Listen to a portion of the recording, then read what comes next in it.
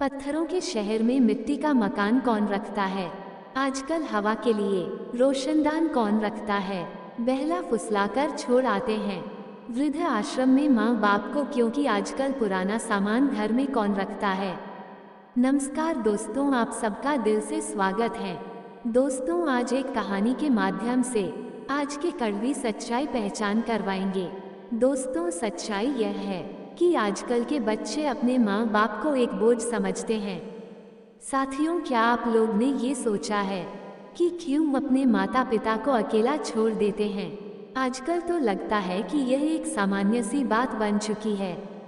एक माँ जिस सर पर हाथ रख देती उस व्यक्ति का जीवन ही बदल जाती है। लेकिन आज की युवा पीढ़ी अपने माँ बाप को भूलकर उन्हें तकलीफ दे रही है। ऐसे लोग अपने जीवन में कभी सुख प्राप्त नहीं कर पाते। दोस्तों, माँ का प्रेम और त्याग इस संसार में सबसे अनुपम और दिव्य तोहफा है। माँ केवल बच्चों को जन्म ही नहीं देते, बल्कि अपने सपने और इच्छाओं और सुख सुविधाओं का त्याग कर उनके उज्जवल भविष्य के लिए नींव रखती है। चाहे परिस्थितियाँ कितनी कठिन क्यों ना हो, लेकिन माँ हमेशा एक चट्टान की तरह हमेशा अटल रहती है। लेकिन जब वही बच्चे माँ के बलिदान को भूल जाते हैं तो यह समाज का एक कटु सत्य बन जाता है। संघर्ष की छांव में बचपन। संध्या का समय था। गांव के एक छोटे से कच्चे घर में सुमित्रा अपने नवजात पुत्र अर्जुन को गोद में लिए अपने पति की तस्वीर को देख रही थी। पति का असमय निधन उसके जीवन में एक तूफान की तरह आया था। गांव में न तो कोई सहारा था, न कोई रिश्तेदार जो उसकी मदद करे। लेकिन सुमित्रा कमजोर नहीं थी। उसने अपने आंसू पोंछे और संकल्प लिया कि अपने बेटे को इतना काबिल बनाएगी कि वह दुनिया के सामने सिर ऊंचा करके खड़ा हो सके। दिन में वह दूसरों के खेतों में काम करती, रात को दूसरों के घरों में सिलाई बुनाई। खुद रूखी सूखी खाकर बेटे को दूध और घी खिलाया। कभी कभी गांव वालों ने ताने मारे, कभी औरतों ने कह दिया, बिन मर्द की औरत का गुजारा मुश्किल है। लेकिन सुमित्रा ने इन बातों पर ध्यान न दिया। अर्जुन की शिक्षा में कोई कमी न आए, इसके लिए उसने दिन रात मेहनत की। समय बीता, अर्जुन बड़ा हुआ। वह होशियार, संस्कारी और मेहनती निकला। पढ़ाई में अव्वल रहा और गांव से बाहर जाकर बड़ी नौकरी करने लगा। अब सुमित्रा को लगने लगा था कि उसका संघर्ष सफल हुआ। उसके बेटे की दुनिया संवर गई थी, लेकिन उसे क्या पता था कि उसकी अपनी दुनिया धीरे धीरे बिखरने वाली है। बहू का आगमन और माँ का परायापन। कुछ सालों बाद अर्जुन की शादी हो गई। बहू शहर की पढ़ी लिखी लड़की थी। शादी के कुछ महीनों तक सब ठीक चला, लेकिन धीरे धीरे घर का माहौल बदलने लगा। अर्जुन अपनी पत्नी से बहुत प्रेम करता था और उसकी हर बात मानता था। बहू को सास के पुराने रीति रिवाज और गांव के तौर तरीके पसंद नहीं थे। वह चाहती थी कि अर्जुन और वह अकेले रहें, एक आधुनिक जीवन जिएं। एक दिन बहू ने अर्जुन से कहा, सुनो माँ अब बूढ़ी हो गई हैं, गांव में ही उनका कोई इंतजाम कर दो या फिर किसी वृद्धाश्रम में छोड़ दो। हम यहाँ शहर में अच्छे माहौल में रहें। अर्जुन का मन अंदर से हिल गया। उसने माँ का संघर्ष देखा था, लेकिन वह अपनी पत्नी की भावनाओं को भी ठुकरा नहीं पा रहा था। उसे लगता था कि माँ का गांव में रहना ही सही होगा। अर्जुन ने माँ से कहा, माँ अब तुम्हें आराम की ज़रूरत है। वहाँ वृद्धाश्रम में तुम्हारी अच्छी देखभाल होगी। वहाँ और भी लोग होंगे, तुम्हें अकेलापन नहीं लगेगा। सुमित्रा बेटे के चेहरे को देखती रही। उसे विश्वास नहीं हो रहा था कि जिसके लिए उसने पूरी जिंदगी लगा दी, वही आज उसे घर से निकाल रहा था। पर उसने कोई शिकायत नहीं की, बस एक हल्की मुस्कान के साथ इतना ही कहा, बेटा तेरा भला हो। मैं जानती थी कि तेरा दिल बहुत कोमल है, लेकिन अब दुनिया तुझ पर हावी हो गई है। वृद्धाश्रम की ओर जाते हुए सुमित्रा ने पीछे मुड़कर देखा। वह घर जहां उसने अपना जीवन खपा दिया, आज पराया लगने लगा था। माँ की आखिरी इच्छा। वृद्धाश्रम में कुछ महीने बिताने के बाद एक दिन अर्जुन को वहां से एक फोन आया। वृद्धाश्रम के संचालक ने कहा, अर्जुन जी, आपकी माँ की तबीयत बहुत खराब है, वह आपसे मिलना चाहती हैं। अर्जुन घबरा गया और तुरंत वहां पहुंचा। माँ बिस्तर पर लेटी थी, चेहरा कमजोर लेकिन आंखों में वही ममता थी। अर्जुन ने माँ का हाथ पकड़ा, उसकी आंखों में आंसू आ गए। माँ, मुझसे गलती हो गई, मैं तुम्हें वापस घर ले चलूंगा। सुमित्रा मुस्कुराई और धीरे से बोली, बेटा, मुझे घर ले जाने की जरूरत नहीं, बस एक वादा कर, जब मैं इस दुनिया से जाऊं तो मेरी चिता को अपने हाथों से आग देना। अर्जुन फूट फूट कर रोने लगा। उसने माँ को गले लगाया, लेकिन सुमित्रा की आंखें धीरे धीरे बंद हो गईं। माँ के जाने के बाद वृद्धाश्रम के संचालक ने अर्जुन को एक चिट्ठी दी। वह सुमित्रा की आखिरी चिट्ठी थी। बेटा, तुझे बड़ा करने के लिए मैंने अपनी सारी खुशियाँ कुर्बान कर दी, लेकिन मैं तुझे दोष नहीं देती। बस इतना कहूँगी कि जब तेरा बेटा बड़ा हो जाए और तुझे वृद्धाश्रम भेजने की सोचे, तो एक बार मेरी तरह मुस्कुराकर उसे आशीर्वाद देना। शायद तब तू मेरी पीड़ा समझ पाएगा। चिट्ठी पढ़कर अर्जुन के पैरों तले जमीन खिसक गई। उसने माँ को खो दिया था, लेकिन अब वह समझ गया था कि माँ की कीमत क्या होती है। अर्जुन का निर्णय। अब अर्जुन का एक ही लक्ष्य था, समाज में वृद्ध माता पिता की स्थिति को सुधारना। उसने अपने पूरे जीवन को उन बेसहारा माँ बाप की सेवा में लगा दिया, जिन्हें उनके बच्चों ने छोड़ दिया था। उसने कई वृद्धाश्रम बनवाए, लेकिन ये सुनिश्चित किया कि वहाँ रहने वाले माता पिता को प्यार और सम्मान मिले, न कि तिरस्कार। अर्जुन अब एक नई राह पर चल पड़ा था। वह अपनी माँ की गलती को दोहराने नहीं देना चाहता था, और इस तरह माँ की कीमत समझकर अर्जुन ने अपनी जिंदगी को सार्थक बना दिया।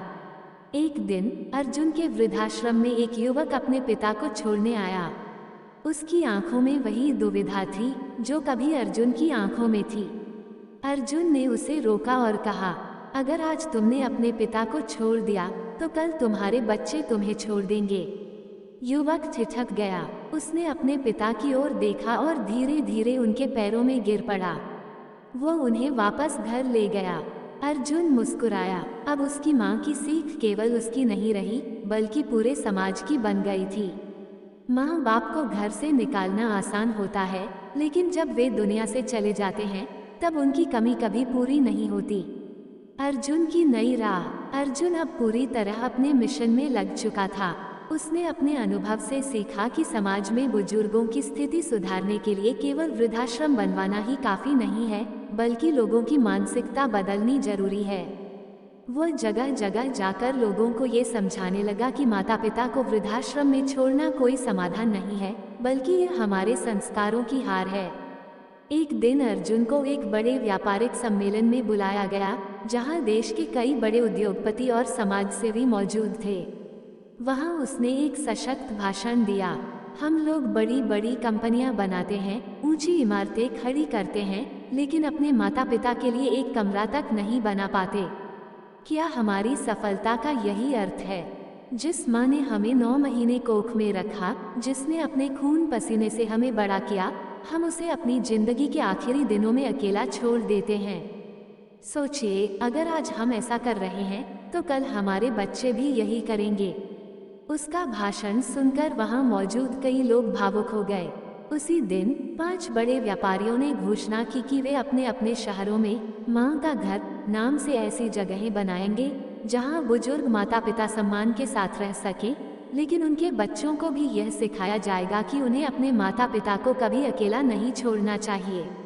समाज में बदलाव लाने की उसकी यह यात्रा सफल हो रही थी, लेकिन एक दिन उसके सामने सबसे कठिन परीक्षा आई। एक युवा दंपति अपने बूढ़े पिता को वृद्धाश्रम में छोड़ने आया। वह आदमी थोड़ा झिझक रहा था, लेकिन उसकी पत्नी जिद पर अड़ी थी। अर्जुन जी, हम अपनी निजी जिंदगी में परेशान हैं। हमें स्वतंत्रता चाहिए। हम अपने पिता की देखभाल नहीं कर सकते। अर्जुन कुछ नहीं बोला। उसने एक कागज उठाया और उस आदमी के सामने रखा। यह क्या है? आदमी ने पूछा। यह एक कानूनी दस्तावेज है। अर्जुन ने कहा, इसमें लिखा है कि जब आप बूढ़े हो जाएंगे तो आपके बच्चे भी आपको छोड़ने के लिए आज़ाद होंगे। क्या आप इस पर हस्ताक्षर करेंगे? आदमी चौंक गया। उसकी पत्नी भी स्तब्ध थी। नहीं, हम ऐसा कैसे कर सकते हैं? तो फिर आप अपने पिता के साथ यह अन्याय क्यों कर रहे हैं? अर्जुन ने भावुक होते हुए कहा। उस आदमी की आंखों में आंसू आ गए।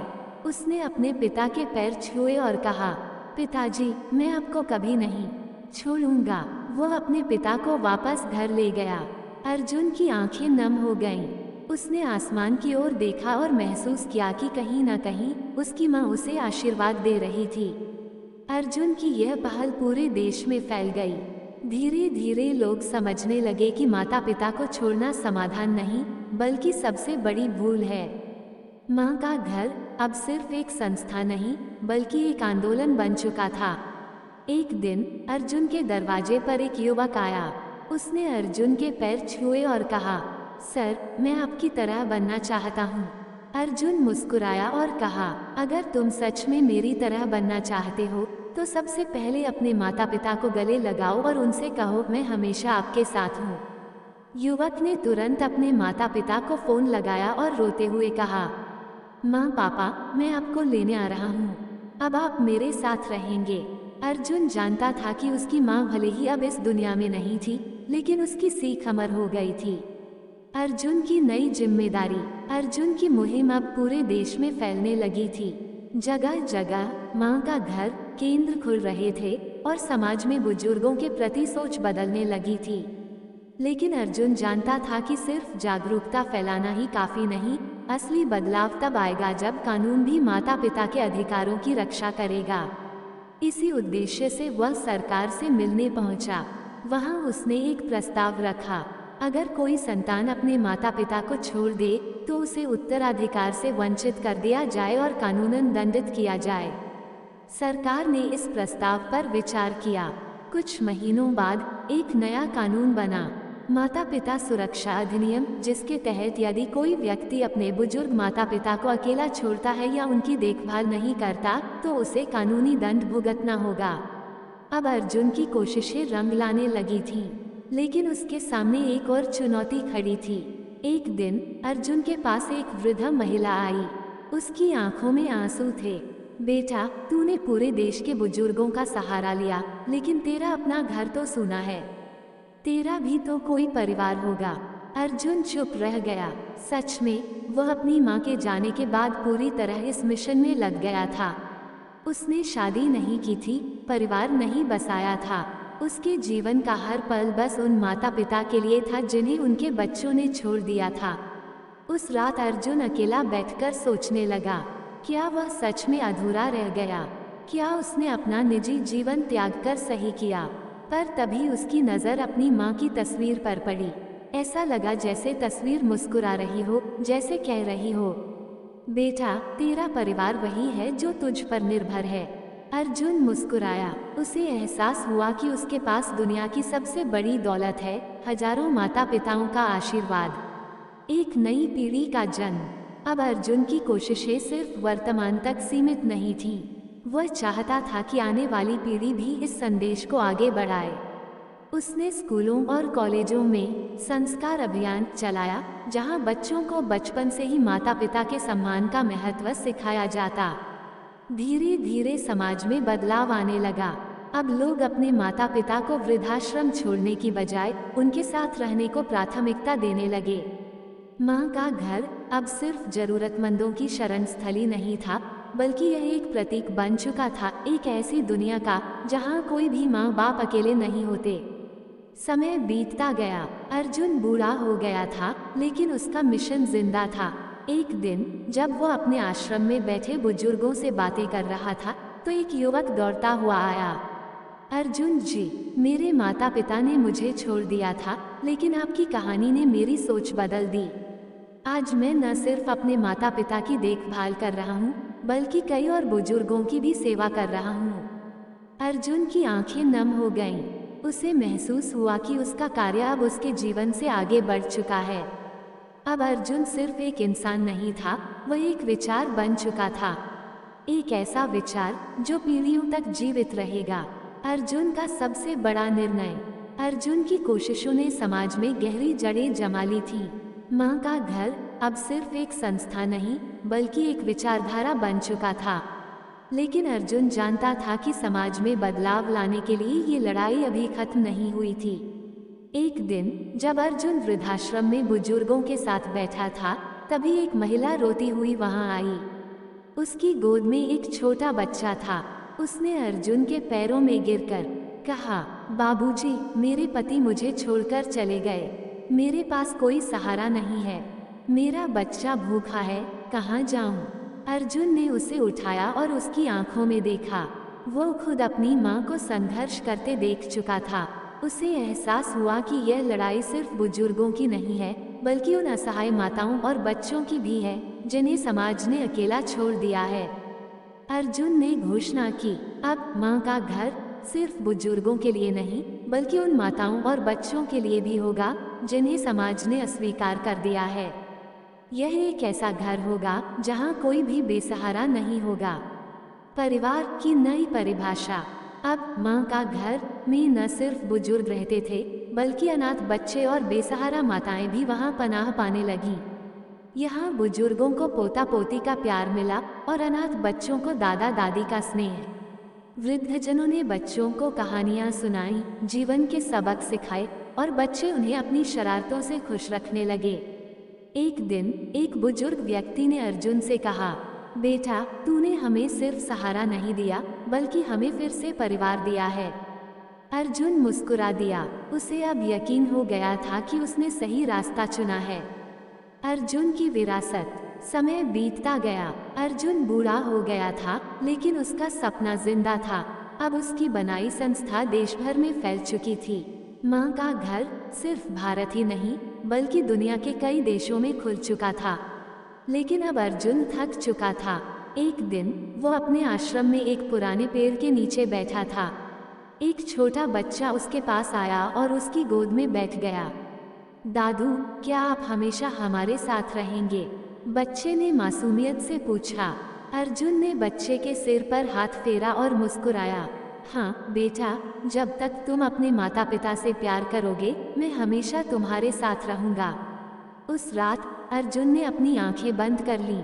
उसने अपना जीवन माँ बाप के सम्मान के लिए समर्पित कर दिया था और अब वह एक अमर विचार बन चुका था। अर्जुन कभी नहीं मरेगा। अर्जुन की मृत्यु के बाद उसकी समाधि पर हजारों लोग इकट्ठा हुए। उन सभी की आंखों में आंसू थे, लेकिन उनके दिलों में संकल्प था। एक युवा खड़ा हुआ और बोला, अर्जुन जी भले ही हमारे बीच नहीं हैं, लेकिन उनकी सोच कभी नहीं मरेगी। आज से हम सब मिलकर यह वादा करते हैं कि कोई भी माता पिता अकेले नहीं रहेंगे। सबने एक सुर में कहा, कोई भी माँ बाप अकेले नहीं रहेंगे। उस दिन से अर्जुन का सपना सिर्फ एक कहानी नहीं रहा, बल्कि एक आंदोलन बन गया। अब हर घर में एक नया अर्जुन जन्म ले रहा था, और जब तक दुनिया में माता पिता हैं, तब तक अर्जुन जैसे लोग उनका सम्मान करते रहेंगे। अर्जुन के जाने के बाद भी माँ का घर सिर्फ एक संस्था नहीं, बल्कि एक विचारधारा बन चुकी थी। उसकी प्रेरणा से हजारों लोग अपने माता पिता को सम्मान देने लगे थे। लेकिन हर समाज में कुछ ऐसे लोग भी होते हैं जो बदलाव से डरते हैं, जो पुरानी रूढ़ियों में फंसे रहते हैं। अर्जुन के विचार को चुनौती देने वाले भी थे। कई लोग अब भी यह मानते थे कि माता पिता को वृद्धाश्रम भेजना ही सही समाधान है। कुछ बड़े उद्योगपतियों और नेताओं को यह आंदोलन पसंद नहीं आ रहा था, क्योंकि इससे उनकी निजी संस्थाओं पर असर पड़ रहा था।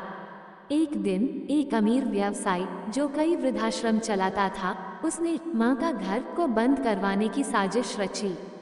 उसने कई झूठे आरोप लगाकर अदालत में अर्जुन के संगठन के खिलाफ मुकदमा कर दिया।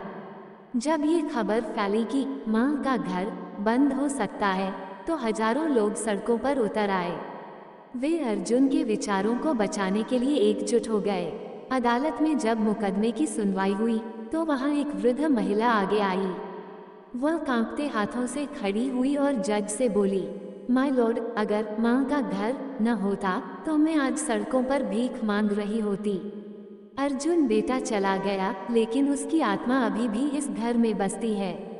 इसके बाद एक युवक खड़ा हुआ और बोला, जज साहब, मैंने अपने माता पिता को छोड़ दिया था, लेकिन अर्जुन सर की बातें सुनकर मुझे अपनी गलती का एहसास हुआ। अगर माँ का घर न रहा तो हजारों लोग अपनी माँ बाप को फिर से अकेला छोड़ देंगे। अदालत में गूंजती इन आवाज़ों को सुनकर जज ने ऐतिहासिक फैसला सुनाया। माँ का घर को बंद नहीं किया जाएगा, बल्कि इसे पूरे देश में फैलाने के लिए सरकार इसे समर्थन देगी। पूरा न्यायालय तालियों से गूंज उठा। ये सिर्फ एक कानूनी जीत नहीं थी, ये संस्कारों और मानवीयता की जीत थी। अर्जुन एक विचार बन गया।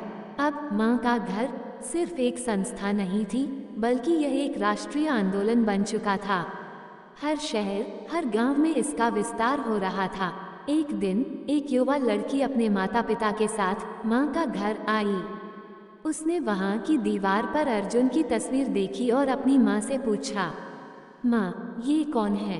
माँ मुस्कुराई और बोली, बेटी, ये वह व्यक्ति है जिसने सिखाया कि माँ बाप भगवान से कम नहीं होते।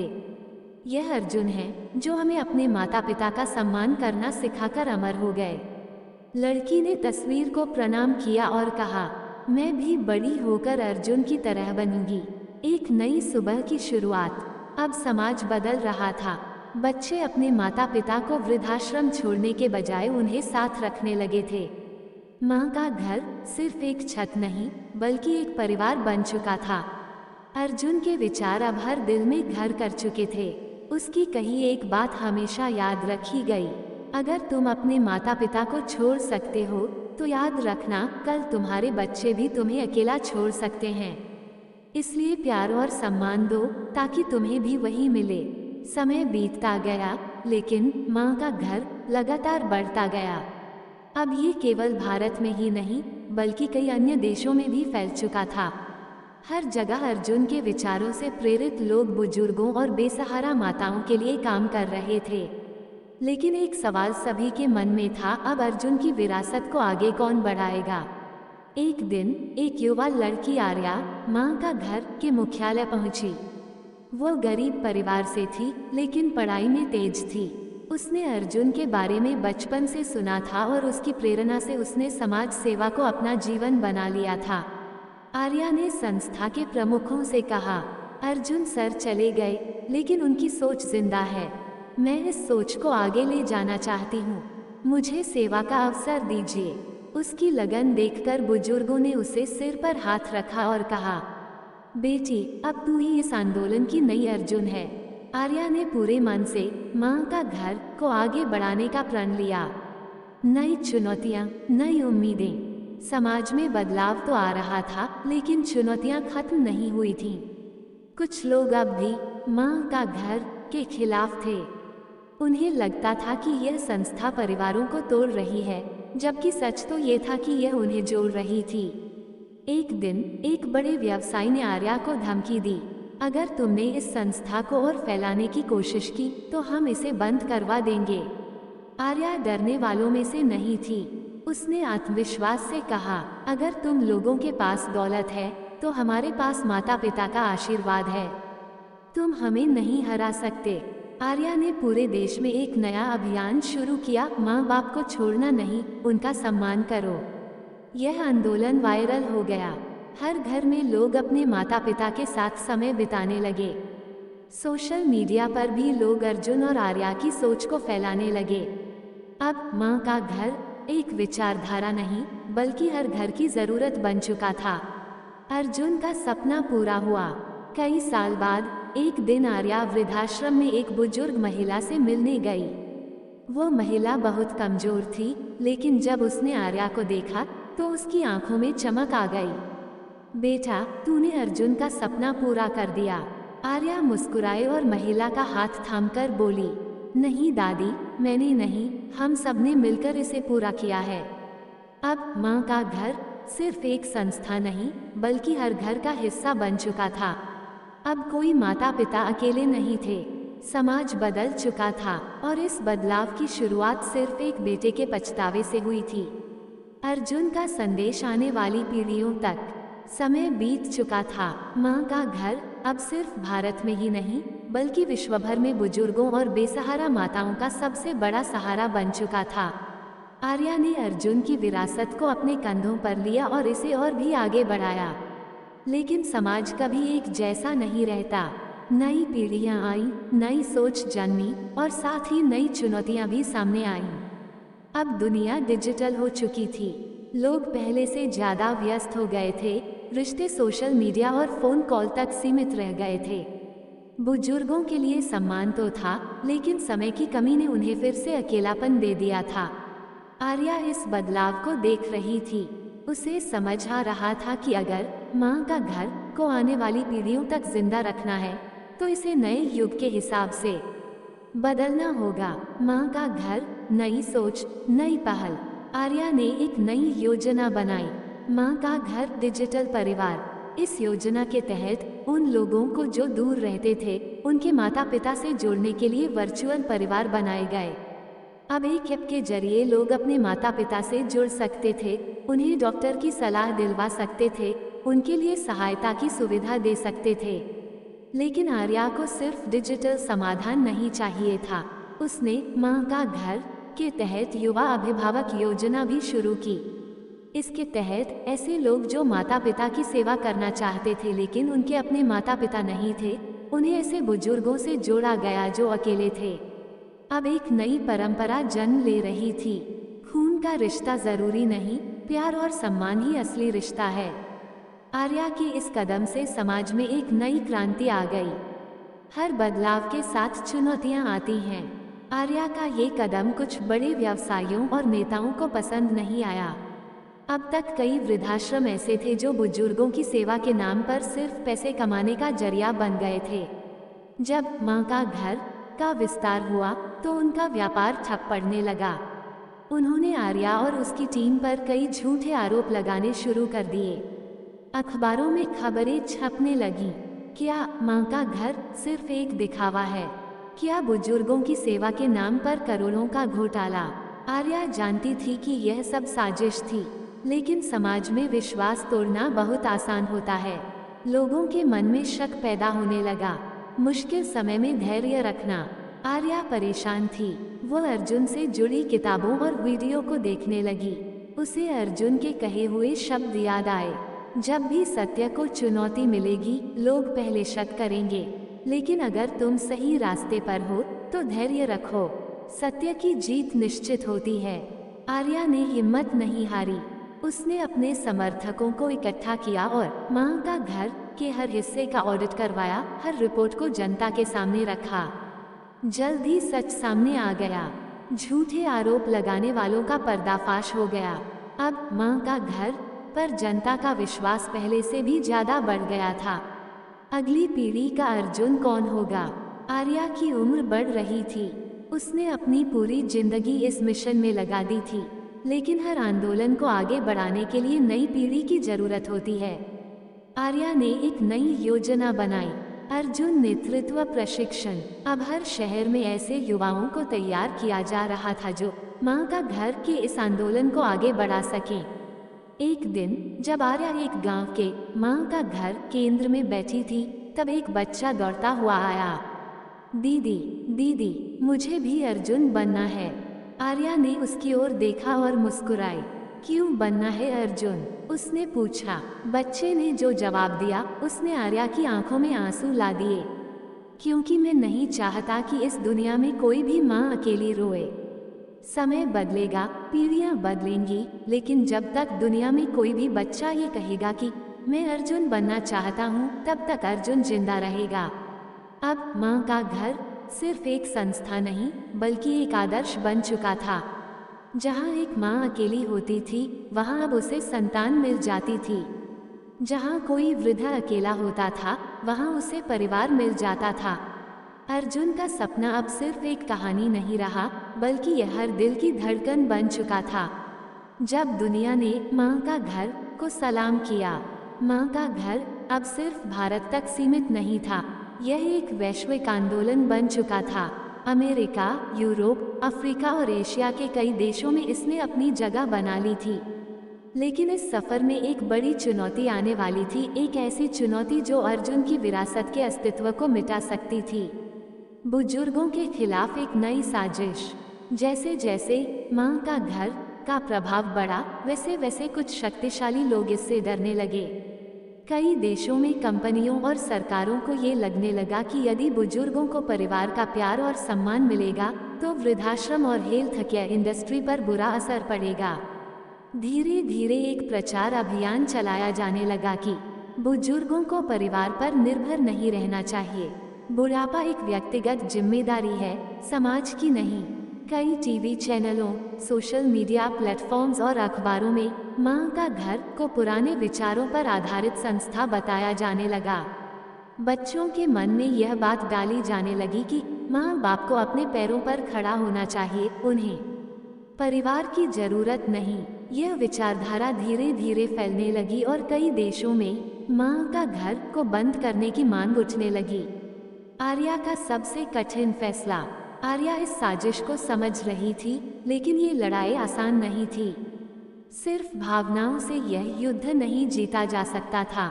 उसे अपने संगठन को बदलना था। उसे यह साबित करना था कि बुजुर्ग सिर्फ बोझ नहीं होते, वे समाज की धरोहर हैं। आर्या ने दुनिया के सबसे बड़े नेताओं और वैज्ञानिकों से मुलाकात की। उसने ये दिखाया कि बुजुर्गों के अनुभव और ज्ञान से समाज को फायदा हो सकता है। इसलिए उसने एक नई योजना बनाई, बुजुर्गों का अनुभव, नई पीढ़ी की शक्ति। अब माँ का घर सिर्फ एक आश्रय स्थल नहीं रहा, यह एक ज्ञान केंद्र बन चुका था, जहाँ बुजुर्ग अपने अनुभवों से नई पीढ़ी को मार्गदर्शन देते थे, जहाँ डॉक्टरों को बुजुर्ग चिकित्सकों का अनुभव मिलता था, जहाँ युवा इंजीनियर पुराने अनुभवी वैज्ञानिकों से सीखते थे, जहाँ माता पिता बच्चों को परिवार और रिश्तों का असली महत्व सिखाते थे। धीरे धीरे इस आंदोलन ने फिर से जोर पकड़ लिया। एक दिन आर्या माँ का घर के एक केंद्र में थी। वहाँ एक छोटा बच्चा अपनी दादी के पास आया और बोला, दादी, स्कूल में सब लोग कहते हैं कि माँ बाप को खुद के पैरों पर खड़ा होना चाहिए, लेकिन अर्जुन अंकल कहते थे कि माँ बाप हमारी जड़ें होते हैं। दादी मुस्कुराई और बच्चे को गले लगाते हुए बोली, बेटा, अगर जड़ें सूख जाएंगी तो पेड़ कैसे खड़ा रहेगा। ये सुनकर पास खड़ी आर्या की आंखें नम हो गईं। उसे महसूस हुआ कि अर्जुन का सपना मर नहीं सकता, क्योंकि यह अब सिर्फ एक व्यक्ति का सपना नहीं, बल्कि हर इंसान की आत्मा का हिस्सा बन चुका था। माँ का घर एक नया युग। समय बदल रहा था, लेकिन माँ का घर भी बदल चुका था। यह अब सिर्फ एक आश्रय स्थल नहीं था, यह एक संस्कृति बन चुकी थी। अब कोई माता पिता अकेले नहीं थे, अब कोई वृद्ध आश्रम सिर्फ जरूरतमंदों के लिए था, न कि परिवार की लापरवाही के लिए। अब समाज जान चुका था कि बुजुर्ग बोझ नहीं होते, वे नींव होते हैं। और इस बदलाव की शुरुआत सिर्फ एक बेटे के पछतावे से हुई थी। जब माँ का घर विश्व का सबसे बड़ा आंदोलन बना। समय के साथ माँ का घर एक संस्था से ज्यादा एक विचारधारा बन चुका था। अब ये केवल उन बुजुर्गों की देखभाल नहीं करता था जिन्हें उनके बच्चों ने छोड़ दिया था, बल्कि यह एक पारिवारिक पुनर्निर्माण आंदोलन बन चुका था। हर साल लाखों युवा इसमें शामिल हो रहे थे और अपने माता पिता, दादा दादी और बुजुर्गों के लिए कुछ नया कर रहे थे। सरकारों को भी इस बात को समझना पड़ा कि परिवार ही समाज की असली नींव है। लेकिन जैसे जैसे यह आंदोलन बढ़ा, कुछ शक्तिशाली लोग इससे घबराने लगे। जब माँ का घर को मिटाने की साजिश हुई, एक दिन आर्या के पास एक गुप्त संदेश आया। यह एक अज्ञात सूत्र से भेजा गया था। उसमें लिखा था, आर्या, सावधान रहो, तुम्हारे संगठन को खत्म करने की योजना बन रही है। सरकारें और बड़े उद्योगपति नहीं चाहते कि माँ का घर इतना प्रभावशाली बने। वे इसे बंद करने के लिए नई नीतियाँ ला सकते हैं। आर्या ये देख स्तब्ध रह गई। क्या फिर से इतिहास खुद को दोहराएगा? उसे याद आया कि अर्जुन ने भी समाज की भलाई के लिए लड़ाई लड़ी थी और शक्तिशाली लोगों ने उनके खिलाफ साजिश रची थी। लेकिन अब ये लड़ाई उससे भी बड़ी थी। अब ये केवल भारत की नहीं, बल्कि पूरी दुनिया की लड़ाई थी। आर्या जानती थी कि अकेले लड़ना संभव नहीं होगा। उसने एक युवा नेतृत्व परिषद बनाई, जिसमें 100 से ज्यादा देशों के लोग शामिल हुए।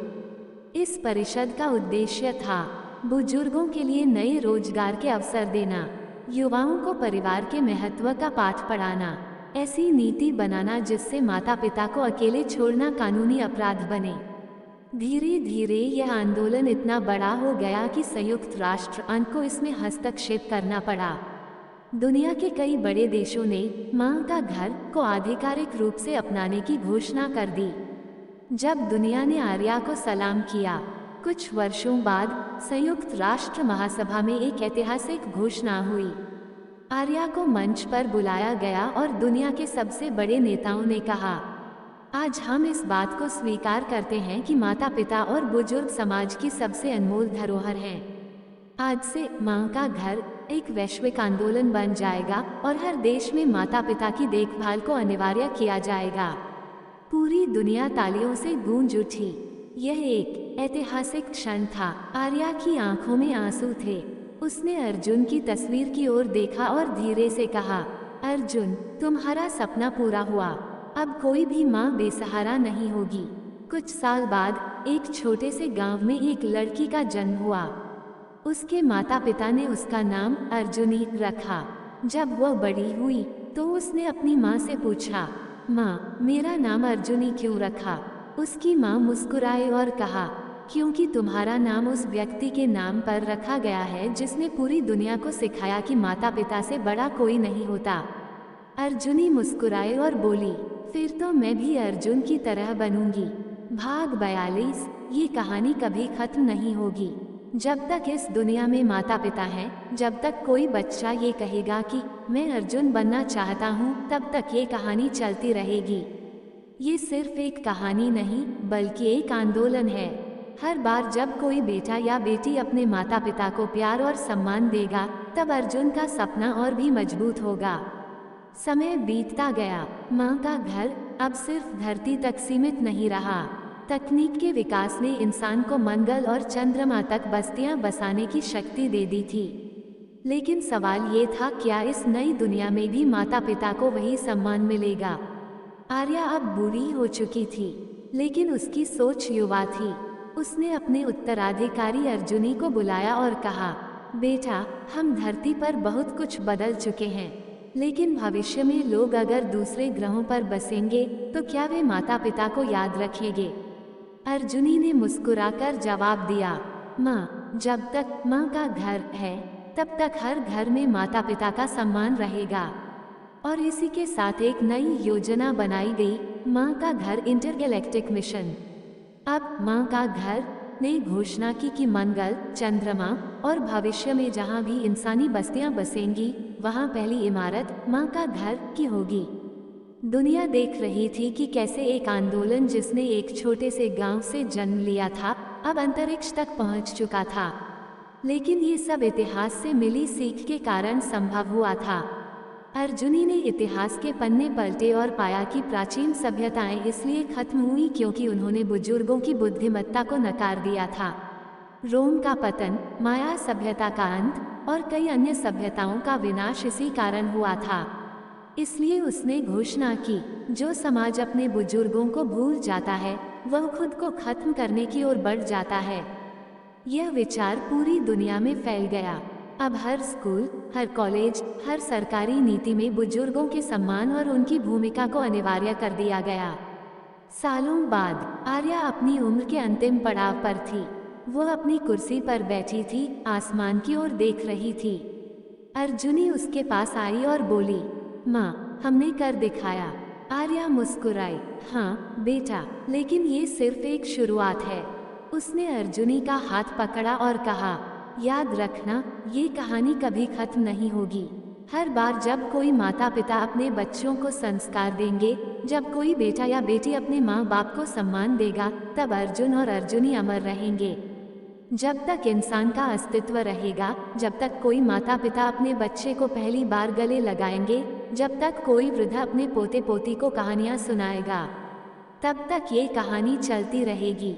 और एक दिन जब इंसान किसी और आकाशगंगा में बसेगा, तब भी वहाँ एक नाम गूंजेगा, माँ का घर। जब माँ का घर नई सभ्यताओं तक पहुँचा, वर्षों बीत चुके थे। अब धरती ही नहीं बल्कि चंद्रमा, मंगल और अंतरिक्ष में कई नई मानव बस्तियां बस चुकी थीं। माँ का घर अब एक संस्था नहीं बल्कि एक संस्कृति बन चुका था। हर नए शहर, हर नए ग्रह पर सबसे पहले माँ का घर की नींव रखी जाती थी, क्योंकि अब ये समझ लिया गया था कि बिना माता पिता के आशीर्वाद के कोई सभ्यता टिक नहीं सकती। लेकिन इसी दौरान एक नई चुनौती सामने आई, कृत्रिम बुद्धिमत्ता बनाम मानवता। इंसान ने विज्ञान में इतनी तरक्की कर ली थी कि कृत्रिम बुद्धिमत्ता आई इंसानों की जगह लेने लगी थी। नए युग के युवा सोचने लगे कि जब रोबोट हमारी देखभाल कर सकते हैं तो हमें माता पिता की क्या जरूरत। इस सोच ने माँ का घर के अस्तित्व पर एक नई चुनौती खड़ी कर दी। अर्जुनी अब वृद्धा हो चुकी थी, लेकिन उसका आत्मविश्वास अडिग था। उसने पूरे ब्रह्मांड के लोगों से एक सवाल पूछा, क्या हम सिर्फ मशीनों के सहारे जी सकते हैं? कोई जवाब नहीं आया। तब अर्जुनी ने एक छोटे बच्चे को बुलाया और कहा, बेटा, अगर तुम्हें रोबोट पालेंगे तो क्या तुम उन्हें माँ कहोगे? बच्चे ने सिर हिलाया और कहा, नहीं दादी, माँ तो माँ होती है। इस छोटे से सवाल ने पूरी दुनिया को हिला दिया। लोग समझ गए कि मशीनें सुविधा दे सकती हैं, लेकिन स्नेह, दुलार और संस्कार सिर्फ माता पिता ही दे सकते हैं। जब माँ का घर ब्रह्मांड की विरासत बन गया, अब माँ का घर को सिर्फ इंसानों के लिए ही नहीं, बल्कि हर नई सभ्यता के लिए जरूरी बना दिया गया। हर ग्रह पर, हर कॉलोनी में एक नियम लागू किया गया। जहाँ इंसान बसेंगे, वहाँ माता पिता का सम्मान सबसे पहले होगा। अब ये सिर्फ एक संस्था नहीं, बल्कि पूरे ब्रह्मांड की विरासत बन चुका था। जब ये कहानी अनंत में गूंज उठी, अब लाखों वर्षों तक कोई भी सभ्यता जन्म लेगी तो वहाँ सबसे पहले एक नाम स्थापित होगा, माँ का घर। और अर्जुन की आत्मा, जो कभी अपनी माँ को वृद्धाश्रम में छोड़ आया था, अब अनंत तक मुस्कुरा रही थी, क्योंकि उसने अपनी गलती को पूरी दुनिया के लिए एक सीख बना दिया था।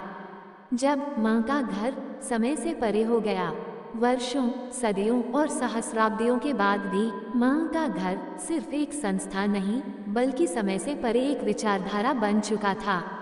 अब ये सिर्फ इंसानों तक सीमित नहीं था। कृत्रिम बुद्धिमत्ता, रोबोट और उन्नत जीवों ने भी यह स्वीकार कर लिया था कि माता पिता का प्यार और मार्गदर्शन किसी भी तकनीक से बढ़कर है। लेकिन समय का चक्र एक नया मोड़ लेने वाला था। जब इंसान ने समय यात्रा की खोज की, वैज्ञानिकों ने अब समय यात्रा की तकनीक विकसित कर ली थी। इंसान अब भूत, भविष्य और दूसरी समय रेखाओं टाइमलाइंस में यात्रा कर सकता था। लेकिन इसने एक बड़ा सवाल खड़ा कर दिया, क्या हम अपने अतीत को बदल सकते हैं? इस सवाल ने माँ का घर के अस्तित्व को चुनौती दी, क्योंकि कुछ वैज्ञानिकों का मानना था कि अगर समय यात्रा संभव हो गई तो लोग अपनी गलतियां सुधारने के बजाय अपने माता पिता को छोड़ने के फैसले को सही ठहराने की कोशिश करेंगे। समय यात्रा की इस खोज के बाद अर्जुनी और माँ का घर की परिषद ने एक महत्वपूर्ण फैसला लिया, हमें अर्जुन को वापस लाना होगा। वैज्ञानिकों ने एक समय यात्रा मिशन तैयार किया, जिससे अर्जुन के जीवन के उस निर्णायक पल पर जाया जा सके जब उसने अपनी माँ को वृद्धाश्रम छोड़ने का फैसला किया था। लेकिन जैसे ही समय यात्री उस क्षण में पहुंचे, उन्हें एक अद्भुत सत्य का पता चला। अर्जुन की आत्मा पहले से ही वहां थी। समय के साथ अर्जुन की आत्मा इतनी शुद्ध हो चुकी थी कि वह हर समय रेखा में अपनी गलती सुधारने के लिए खुद ही मौजूद थी। हर समय रेखा में हर अर्जुन एक ही सवाल पूछता था, क्या तुम सच में अपनी माँ को अकेला छोड़ना चाहते हो? और जैसे ही वह ये सवाल करता, हर अर्जुन की आंखों में आंसू आ जाते और वह अपनी माँ को गले लगा लेता। समय का संतुलन बदल गया। अब हर समय रेखा में अर्जुन अपनी गलती सुधार रहा था। अब किसी भी भविष्य में कोई माता पिता अकेले नहीं छोड़े जाते थे। जब माँ का घर ब्रह्मांड का नियम बन गया, अब समय और स्थान की हर दिशा में एक नया नियम बन चुका था। जो माता पिता का सम्मान नहीं करेगा, वह खुद समय से मिट जाएगा। अब कोई अर्जुन अपनी माँ को अकेला छोड़ने की हिम्मत नहीं कर सकता था, क्योंकि उसे पता था कि समय खुद उसे माफ नहीं करेगा। और इसी के साथ माँ का घर समय, स्थान और अस्तित्व से परे हो गया। जब ये कहानी हर आत्मा की कहानी बन गई, अब जब भी कोई बच्चा जन्म लेता, उसकी आत्मा में एक प्राचीन गूंज सुनाई देती, अपनी माँ को कभी मत छोड़ना। ये कहानी अब सिर्फ अर्जुन की नहीं थी, यह अब हर आत्मा की कहानी थी। यह अब हर जीव के अस्तित्व की नींव थी। और इसी के साथ माँ का घर सिर्फ एक विचार नहीं, बल्कि ब्रह्मांड का सबसे पवित्र सत्य बन गया। जब माँ का घर ईश्वर के समक्ष पहुँचा, समय, स्थान और युगों से परे। अब माँ का घर केवल इंसानों या सभ्यताओं तक सीमित नहीं था। अब ये ब्रह्मांड के मूल नियमों में से एक बन चुका था। लेकिन एक सवाल अब भी अनुत्तरित था। क्या ये नियम ईश्वर ने पहले से तय किया था या इंसानों ने इसे अपनी सीख से गढ़ा? अर्जुनी, जो अब एक आध्यात्मिक शक्ति बन चुकी थी, ने एक अंतिम यात्रा करने का निर्णय लिया। यात्रा ईश्वर के द्वार तक।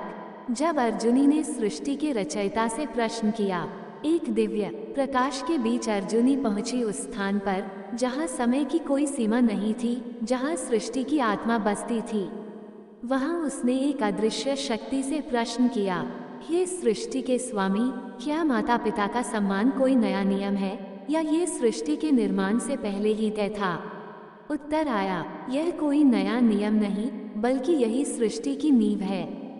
जिस दिन कोई संतान अपने माता पिता को भूल जाएगी, उसी दिन वह सभ्यता समाप्त हो जाएगी। अर्जुनी की आंखों में आंसू थे। उसे अब एहसास हुआ कि माँ का घर केवल एक संस्था या आंदोलन नहीं था, बल्कि यह ब्रह्मांड का सबसे बड़ा सत्य था। जब माँ का घर स्वर्ग और नरक तक पहुँचा, अब ये नियम इतना शक्तिशाली हो चुका था कि स्वर्ग और नरक भी इससे अछूते नहीं रहे। जो आत्माएं अपने माता पिता की सेवा करती थीं, वे अविनाशी बन गईं। जो आत्माएं अपने माता पिता का तिरस्कार करती थीं, वे समय के पथ पर खो गईं।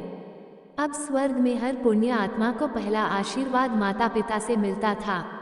अब नरक में सबसे बड़ा दंड यही था कि आत्मा को फिर से वही जन्म लेना पड़ता जहां उसने अपने माता पिता को छोड़ दिया था। जब माँ का घर एक नव सृष्टि का आधार बना, अब ब्रह्मांड का प्रत्येक जीव, प्रत्येक सभ्यता और प्रत्येक आत्मा ये समझ चुकी थी कि माँ का घर केवल एक स्थान नहीं, बल्कि हर जीव के हृदय में बसी एक शाश्वत ज्योति है।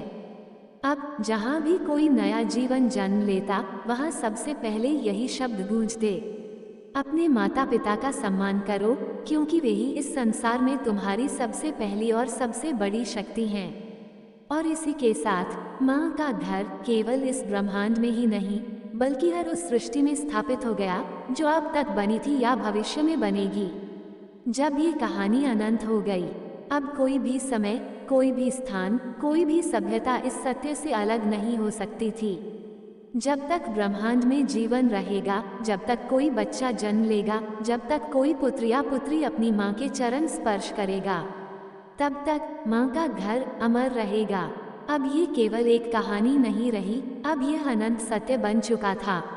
जब माँ का घर हर आत्मा की यात्रा बन गया, अब ब्रह्मांड की हर आत्मा जन्म लेने से पहले माँ का घर से होकर गुजरती थी। हर आत्मा के सामने एक दिव्य प्रकाश प्रकट होता और उससे एक ही प्रश्न किया जाता, क्या तुम अपने माता पिता की सेवा करोगे?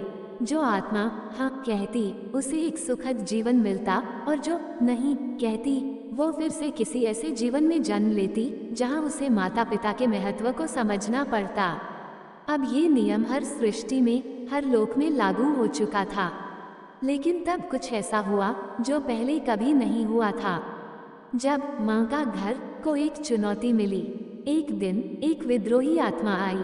उसने प्रकाश से कहा, मैं किसी का पुत्र नहीं बनना चाहता, मैं अकेले ही महान बनूंगा।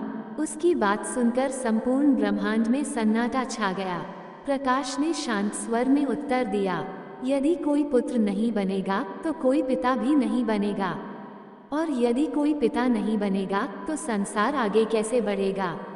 विद्रोही आत्मा ने उत्तर दिया, मैं अमर रहूंगा, मुझे माता पिता की आवश्यकता नहीं। प्रकाश ने उसकी परीक्षा लेने का निर्णय लिया। जब विद्रोही आत्मा को सीख मिली, विद्रोही आत्मा को एक ऐसे लोक में जन्म दिया गया जहाँ कोई माता पिता नहीं थे। वहाँ हर व्यक्ति अकेला था, कोई किसी को नहीं पहचानता था। वहाँ न प्यार था, न दुलार, वहाँ सिर्फ ठंडी मशीनों की दुनिया थी।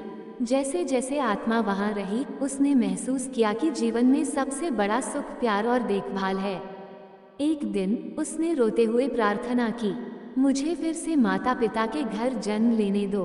प्रकाश मुस्कुराया और कहा, अब तुम्हें माता पिता का महत्व समझ में आ गया। आत्मा ने सिर झुका दिया और कहा, हाँ, अब मैं जान गया कि माँ का घर ही सच्चा स्वर्ग है।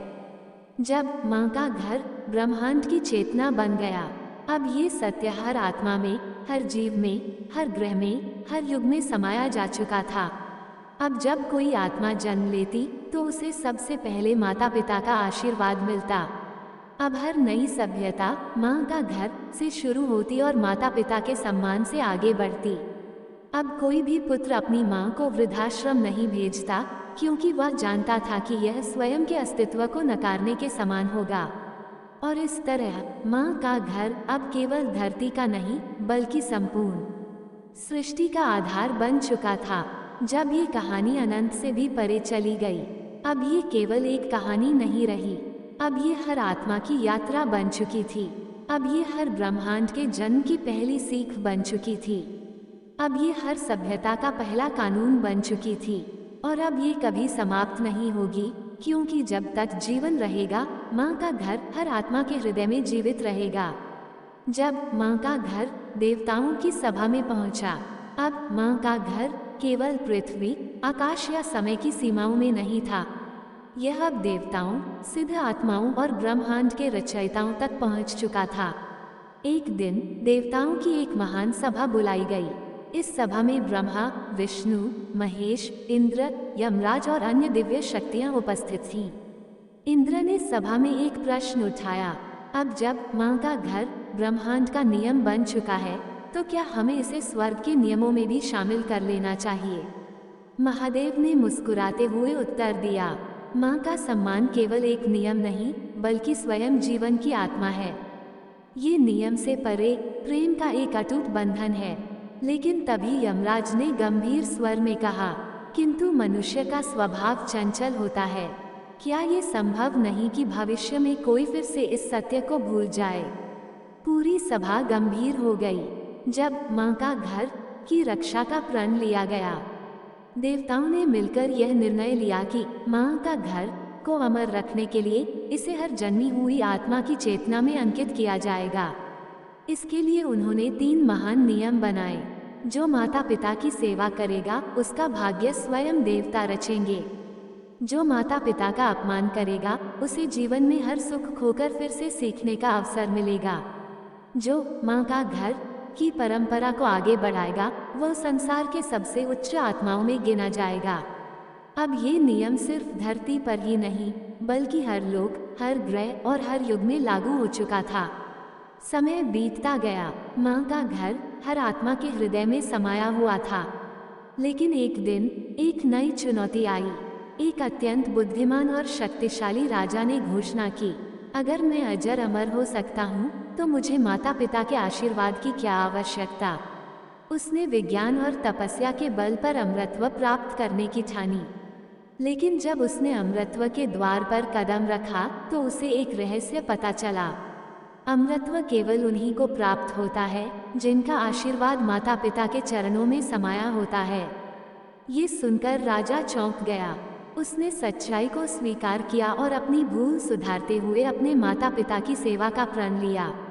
जब ये सत्य पूरे ब्रह्मांड का नियम बन गया, अब कोई भी जीव, चाहे वह मनुष्य हो, देवता हो या किसी अन्य लोक का वासी, यदि वह माता पिता का आदर नहीं करता, तो उसे जीवन में कभी शांति नहीं मिलती।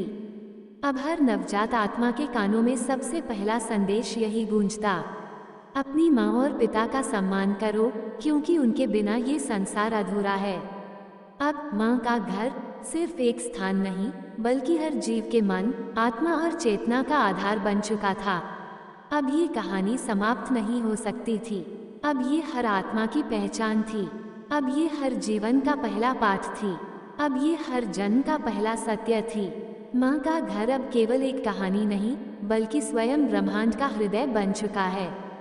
जब माँ का घर पूरी सृष्टि का आधार बन गया, अब हर लोक, हर युग, हर ब्रह्मांड में एक अनोखा परिवर्तन देखने को मिला।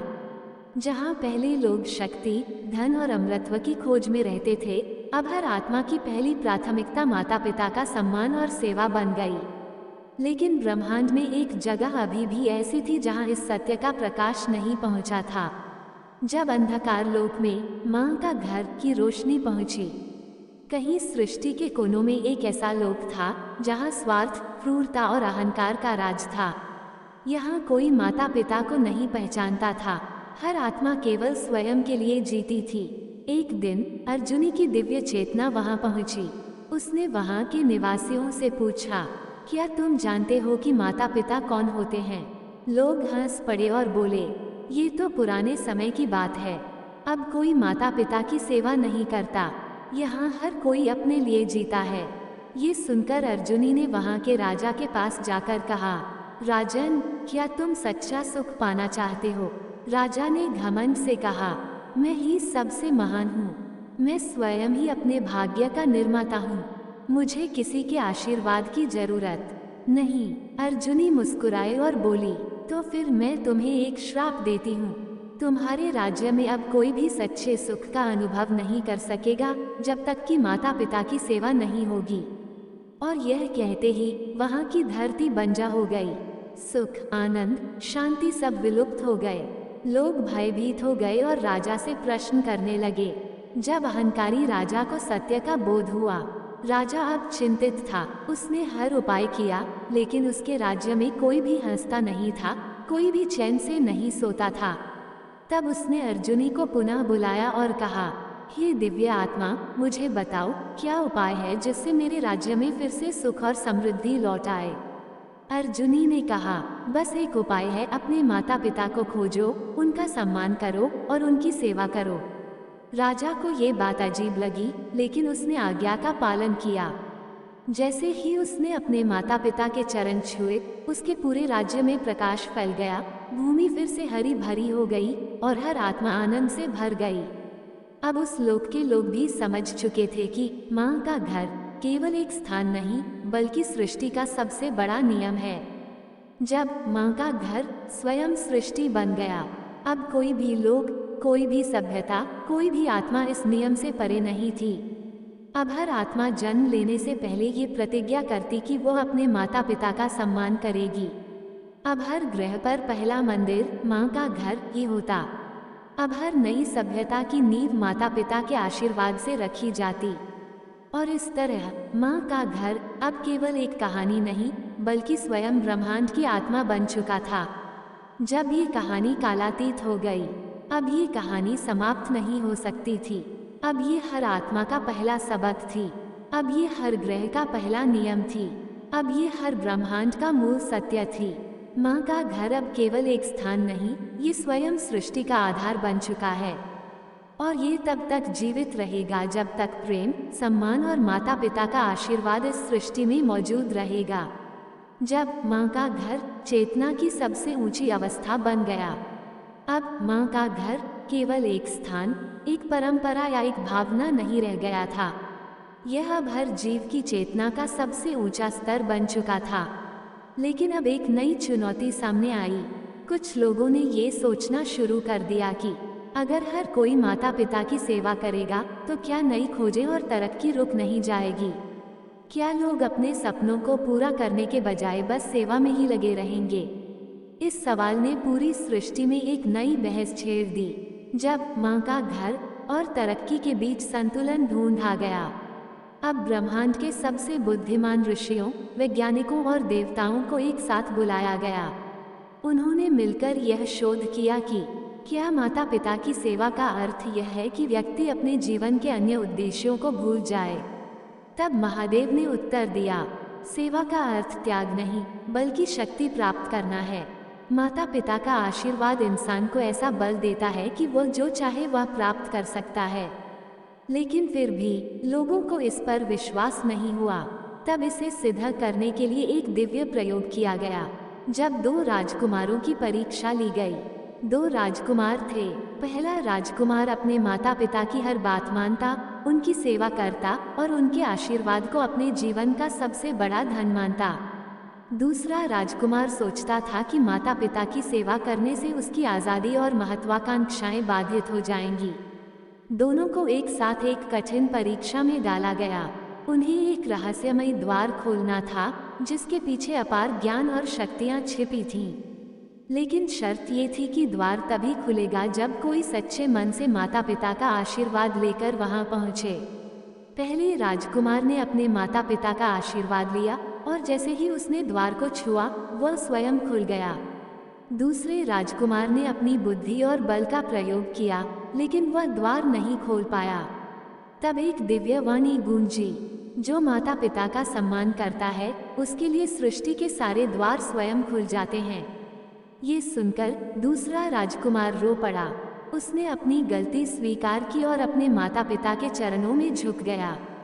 जब माता पिता का सम्मान सफलता का सबसे बड़ा रहस्य बना, अब ये सिद्ध हो चुका था कि माता पिता की सेवा करने से जीवन में बाधाएं नहीं आती, बल्कि वे सभी मार्गों को खोलने की सबसे बड़ी कुंजी होती हैं। अब माँ का घर का संदेश केवल भावनात्मक नहीं, बल्कि व्यावहारिक सत्य भी बन चुका था। हर व्यक्ति जो अपने माता पिता की सेवा करता, उसे जीवन में सबसे ऊंची उपलब्धियां मिलती। अब माँ का घर केवल एक स्थान नहीं, बल्कि हर व्यक्ति की सफलता की जड़ बन चुका था। लेकिन तभी एक नई घटना घटी, जब माँ का घर को नष्ट करने की साजिश रची गई। हर सत्य के सामने कभी न कभी विरोध खड़ा होता ही है। कुछ शक्तियाँ ऐसी भी थीं जो नफरत, स्वार्थ और लोभ से चलती थीं।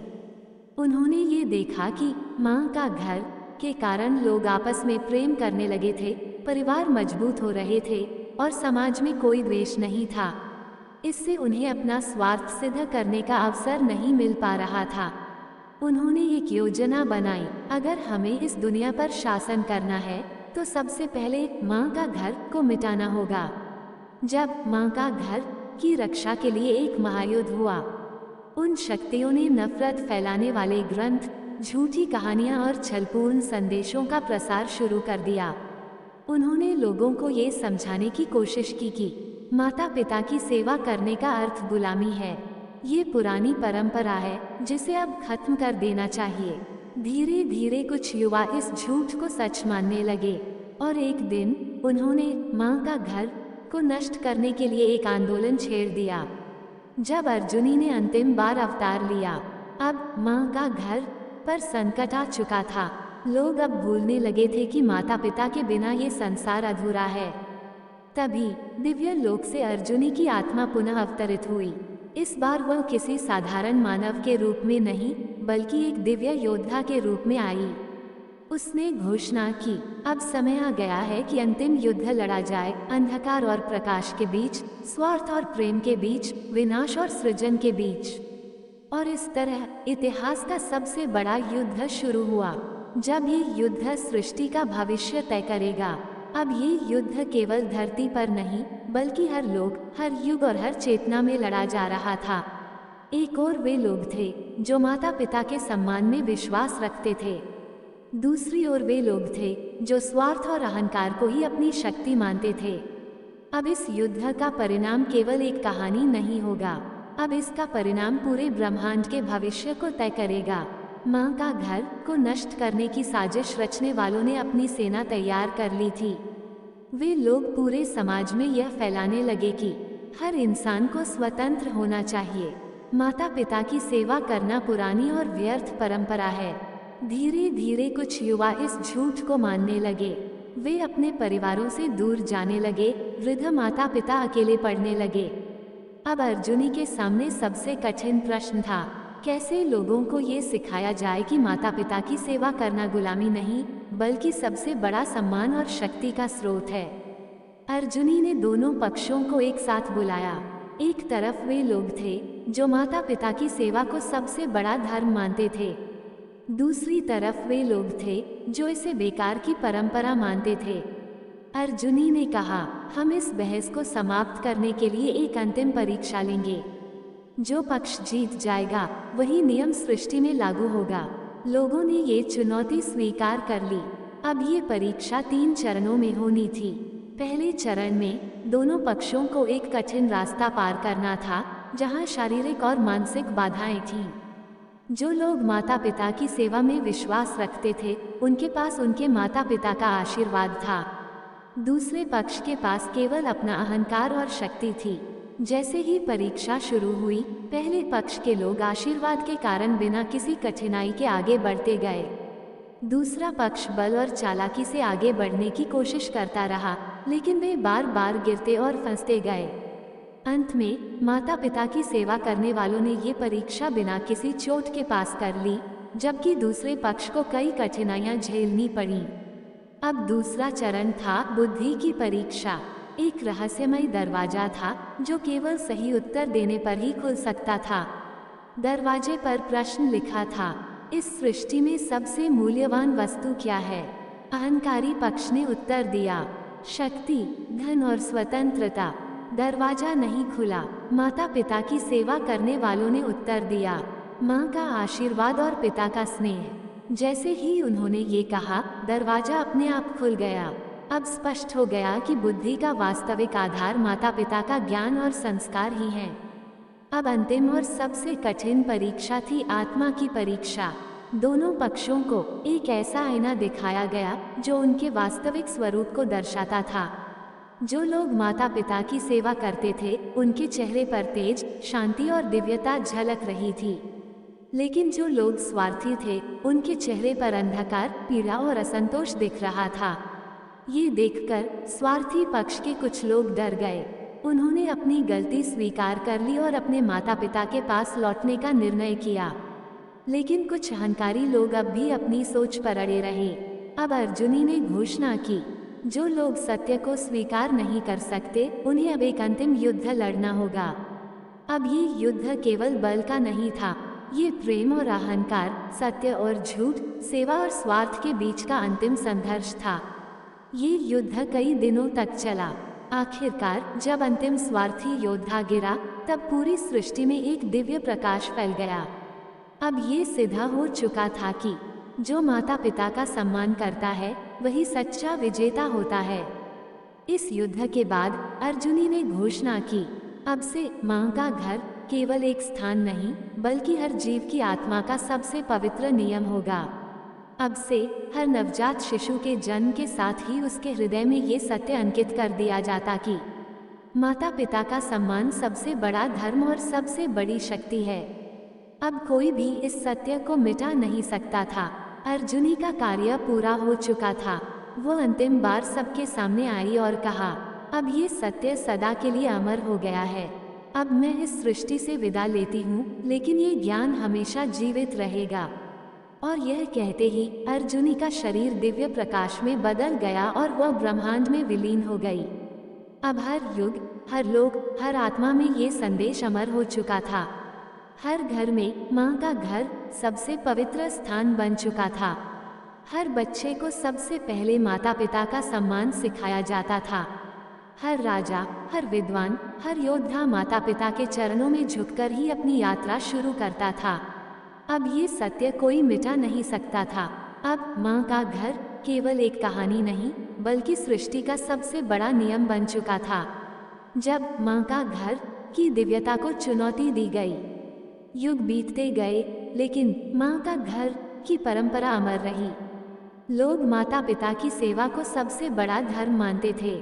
समाज में प्रेम और सम्मान का वातावरण बना हुआ था। लेकिन हर सत्य की परीक्षा होती है, और माँ का घर की भी होनी थी। एक दिन एक नया विचार समाज में फैलने लगा। कुछ लोग कहने लगे कि हर व्यक्ति को केवल अपने भविष्य पर ध्यान देना चाहिए।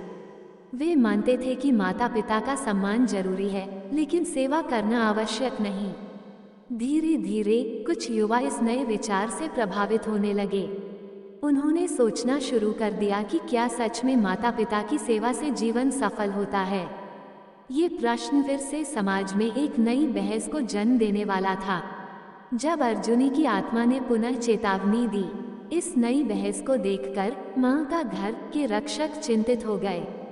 वे जानते थे कि अगर यह विचार फैल गया तो समाज फिर से अंधकार में चला जाएगा।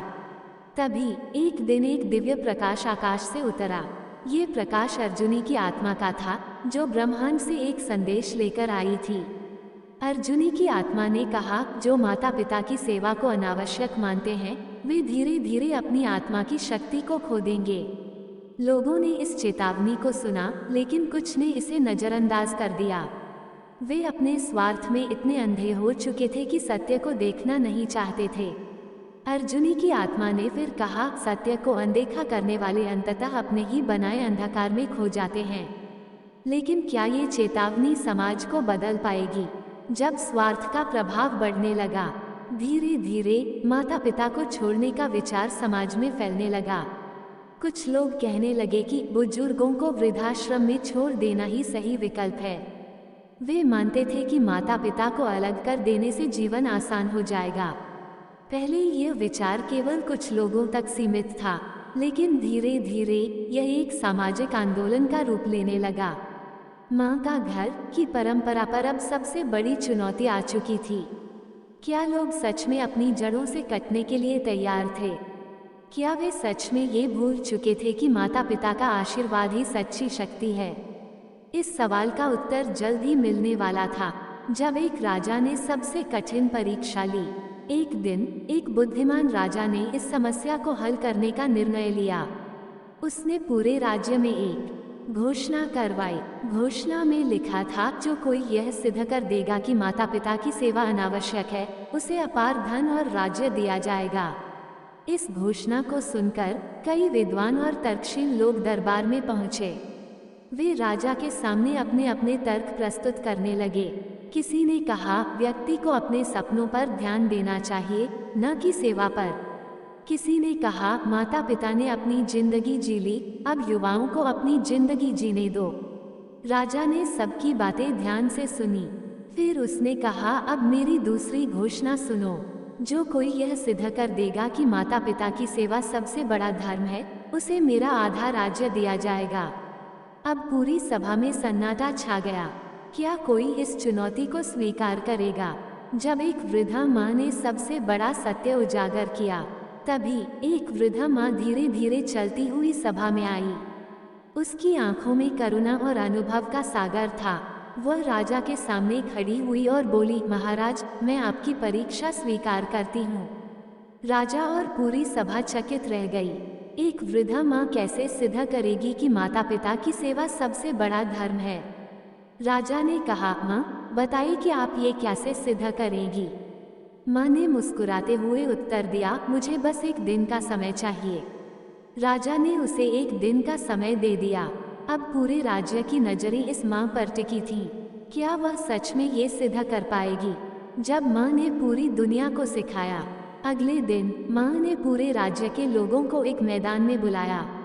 वहाँ हजारों लोग उपस्थित थे जो इस सत्य को जानना चाहते थे। माँ ने सबसे पहले उन लोगों को बुलाया जिन्होंने माता पिता को अनावश्यक बताया था। उसने उनसे पूछा, क्या तुम अपनी माँ को भूल सकते हो? उनमें से कई लोगों ने कहा, नहीं, माँ को कोई नहीं भूल सकता। माँ ने फिर पूछा, क्या तुमने कभी सोचा है कि जब तुम छोटे थे तब तुम्हें संभालने के लिए माता पिता ने क्या किया था?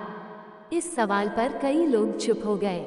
माँ ने कहा, अगर माता पिता ने तुम्हें त्याग दिया होता तो क्या तुम आज यहाँ होते?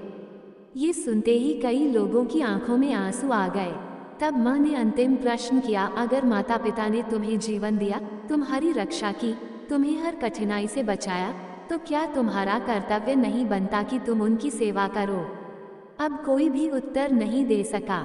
माँ ने एक अंतिम बात कही, जो अपने माता पिता का सम्मान नहीं करता, वह इस संसार की किसी भी चीज़ का सम्मान नहीं कर सकता।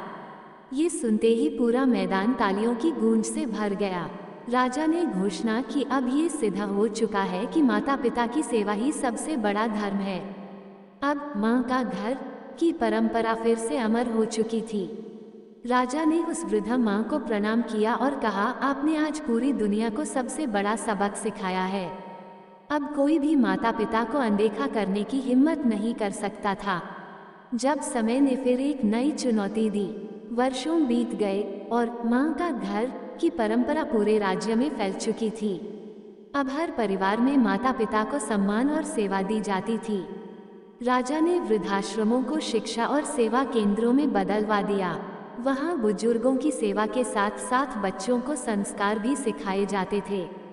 समाज में प्रेम और सम्मान का वातावरण बना हुआ था। लेकिन जैसा कि हर सत्य की परीक्षा होती है, माँ का घर को फिर एक नई चुनौती का सामना करना पड़ा।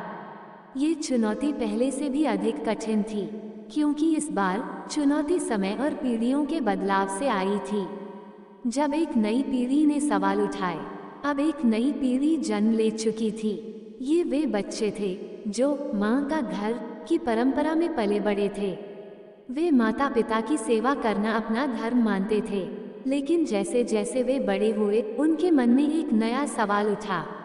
अगर माता पिता की सेवा सबसे बड़ा धर्म है, तो क्या इसका अर्थ यह है कि हमें अपनी इच्छाओं और सपनों को त्याग देना चाहिए?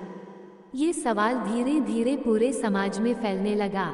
युवा कहने लगे, हम माता पिता की सेवा करेंगे, लेकिन क्या हमें अपनी खुशी का त्याग करना होगा? यह एक ऐसा प्रश्न था जिसका उत्तर केवल ज्ञान और अनुभव ही दे सकते थे। अब इस समाज को फिर से मार्गदर्शन की आवश्यकता थी। अब सवाल ये था कि कौन इस नई पीढ़ी को सही राह दिखाएगा। इस प्रश्न का उत्तर देने के लिए एक महान संत को बुलाया गया। ये संत वर्षों से गुप्त रूप से माँ का घर की परंपरा का अध्ययन कर रहे थे। वे एक दिव्य आत्मा थे जो सत्य और ज्ञान की खोज में वर्षों तक तपस्या कर चुके थे। जब संत सभा में आए तो पूरा राज्य उन्हें देखने के लिए उमड़ पड़ा। संत ने मुस्कुराते हुए पूछा, क्या तुम सब सच में इस सवाल का उत्तर चाहते हो? पूरी सभा एक स्वर में बोली, हाँ। तब संत ने एक छोटी सी कहानी सुनाई। जब संत ने एक राजा की कथा सुनाई। बहुत समय पहले एक राजा था जो माता पिता की सेवा में अत्यधिक समर्पित था। वह अपने माता पिता के बिना कुछ भी नहीं करता था। लेकिन एक दिन एक विद्वान ने उससे पूछा, राजन, क्या आप केवल माता पिता की सेवा के लिए ही जन्मे हैं? राजा इस प्रश्न से चौंक गया। उसने कहा, नहीं, मैं अपने राज्य का भी भला करना चाहता हूँ। तब विद्वान ने कहा, अगर आप अपने राज्य का भला नहीं करेंगे तो आपके माता पिता की सेवा भी अधूरी रह जाएगी। राजा को ये बात समझ में आ गई। उसने माता पिता की सेवा को जारी रखा, लेकिन साथ ही अपने राज्य की भलाई के लिए भी कार्य करने लगा। इससे न केवल उसके माता पिता प्रसन्न हुए, बल्कि पूरा राज्य समृद्ध हो गया। संत ने कहा, इसका अर्थ यह है कि माता पिता की सेवा करना और अपने कर्तव्यों को निभाना दोनों एक साथ किए जा सकते हैं। सेवा त्याग नहीं, बल्कि संतुलन है। ये सुनकर पूरी सभा में मौन छा गया। युवाओं को अब समझ में आ गया कि माता पिता की सेवा का अर्थ अपने सपनों को मारना नहीं, बल्कि उन्हें सही दिशा देना है। अब यह नया ज्ञान समाज में फैलने लगा। अब माँ का घर की परंपरा और भी मजबूत हो गई। अब ये केवल माता पिता की सेवा तक सीमित नहीं रही। अब इसे समाज सेवा, राष्ट्र सेवा और आत्मा की सेवा के रूप में भी देखा जाने लगा। हर व्यक्ति अपने माता पिता की सेवा के साथ साथ अपने सपनों को भी पूरा करने लगा। समाज में अब त्याग और संतुलन का सही मेल हो चुका था। अब कोई यह नहीं कह सकता था कि माता पिता की सेवा करने से जीवन अधूरा रह जाता है, बल्कि अब ये सिद्ध हो चुका था कि माता पिता की सेवा से ही जीवन पूर्ण होता है। अब माँ का घर केवल एक स्थान नहीं, बल्कि हर इंसान के हृदय का सबसे पवित्र मंदिर बन चुका था। जब ये ज्ञान पूरी दुनिया में फैलने लगा, ये परंपरा अब केवल एक राज्य तक सीमित नहीं रही। धीरे धीरे ये ज्ञान पूरी दुनिया में फैलने लगा। दूसरे देशों के लोग भी इस परंपरा को अपनाने लगे। वे ये समझ गए कि माता पिता की सेवा करना किसी धर्म, जाति या संस्कृति तक सीमित नहीं, बल्कि यह एक सार्वभौमिक सत्य है। अब हर देश में वृद्धाश्रम सेवा केंद्र बन गए, जहां न केवल बुजुर्गों की देखभाल होती, बल्कि युवाओं को भी संस्कार सिखाए जाते। हर राजा, हर नेता, हर विद्वान इस परंपरा को अपनाने लगा। माँ का घर अब संपूर्ण मानवता की सबसे पवित्र विरासत बन चुका था। जब माँ का घर अमर हो गया, अब युग बदले, शताब्दियाँ बीत गईं, लेकिन माँ का घर की परंपरा कभी समाप्त नहीं हुई। ये हर युग में एक नए रूप में उभरती रही। कभी यह एक कहानी के रूप में आगे बढ़ी, तो कभी यह एक सामाजिक आंदोलन के रूप में। लेकिन एक सत्य कभी नहीं बदला, माता पिता का सम्मान और सेवा ही सबसे बड़ा धर्म है। अब इस परंपरा को कोई मिटा नहीं सकता था। अब यह मानवता का सबसे बड़ा नियम बन चुका था, और ये तब तक जीवित रहेगा जब तक ये सृष्टि अस्तित्व में है। जब माँ का घर अनंत में विलीन हो गया, सदियां बीत गईं, युगों ने करवट बदली, पृथ्वी पर न जाने कितने साम्राज्य आए और गए, कितनी सभ्यताएं बनी और मिट गईं, परंतु माँ का घर की परंपरा अडिग रही। ये केवल एक स्थान नहीं रहा, बल्कि यह मानवता के हृदय में समाया हुआ एक विचार बन गया। लेकिन समय की प्रकृति परिवर्तन है। हर महान परंपरा को एक दिन अपने अंतिम सत्य तक पहुंचना ही होता है। जब मशीनें मनुष्यों पर हावी हो गईं, एक समय आया जब विज्ञान ने इतनी प्रगति कर ली कि मशीनें स्वयं सोचने लगीं। कृत्रिम बुद्धिमत्ता आर्टिफिशियल इंटेलिजेंस ने मानव मस्तिष्क से अधिक तेजी से विचार करना शुरू कर दिया। रोबोटों ने हर कार्य संभाल लिया। अब न खेती में हाथों की जरूरत थी, न उद्योगों में मजदूरों की। घरों में माता पिता की सेवा करने के लिए भी अब इंसानों की आवश्यकता नहीं रही। जब सेवा करने वाले रोबोट आ गए हैं, तो हम क्यों करें? अब प्रेम और सेवा का क्या महत्व रह गया है? युवाओं ने फिर प्रश्न उठाए, परंतु इस बार प्रश्न केवल समाज में नहीं, बल्कि पूरे विश्व में गूंज उठा। जब एक वृद्ध ने अंतिम दीपक जलाया, इस अंधकार भरे युग में एक वृद्ध संत जीवित थे। वे माँ का घर की अंतिम कड़ी थे। उन्होंने अपने जीवन भर इस परंपरा का पालन किया था। जब उन्होंने देखा कि दुनिया प्रेम और सेवा के मूल्य भूलने लगी है, तो वे एक पर्वत की चोटी पर गए और वहां उन्होंने एक अंतिम दीपक जलाया। जब तक ये दीपक जलता रहेगा, तब तक प्रेम और सेवा का प्रकाश कभी नहीं बुझेगा। और फिर वे ध्यान में लीन हो गए। उनकी चेतना ब्रह्मांड में विलीन हो गई।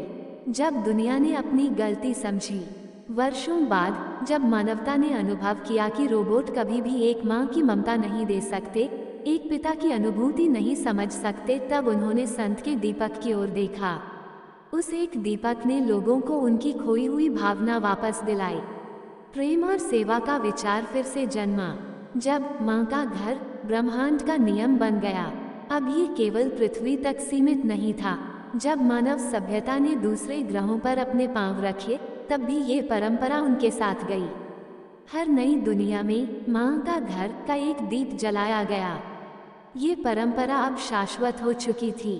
अंतिम सत्य, माँ का घर कोई इमारत नहीं, कोई नियम नहीं, ये प्रेम का वह दीपक है जो जब तक किसी एक भी हृदय में जलता रहेगा, तब तक ये सृष्टि भी जीवित रहेगी।